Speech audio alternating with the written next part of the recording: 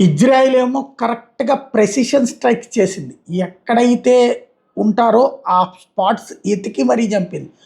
ముందు 7 వ్యక్తులు అనుకున్నారు. టోటల్‌గా 30 మంది ఎవరైతే అణ్వాయుధాలకు సంబంధించినటువంటి ప్రోగ్రామ్‌లో శుద్ధి చేసినటువంటి యురేనియంని మరింతగా చేయడంతో పాటుగా అణ్వాయుధాలు తయారు చేయడానికి ఏర్పాటు చేసుకున్నటువంటి సైంటిస్టులందరికీ ఒక అపార్ట్మెంట్ కట్టిస్తే, ఒక అపార్ట్మెంట్‌లో ఉంచుతుంటే, ఆ అపార్ట్మెంట్‌లోని ఒక్కొక్క బెడ్‌రూమ్‌లోకి వెళ్ళి మరి డ్రోన్‌లతో చంపేసినటువంటి పరిస్థితి 30 మంది దాకా చనిపోయారన్నప్పుడు తాజాగా వినబడుతున్నటువంటి అంశం.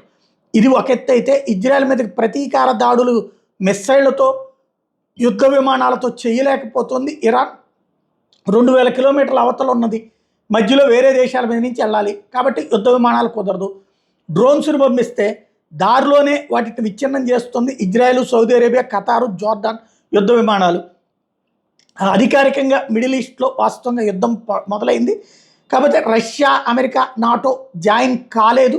కాబట్టి అది ఈ ఇజ్రాయెల్, ఇరాన్ యుద్ధంగానే మిగిలింది ప్రస్తుతానికి.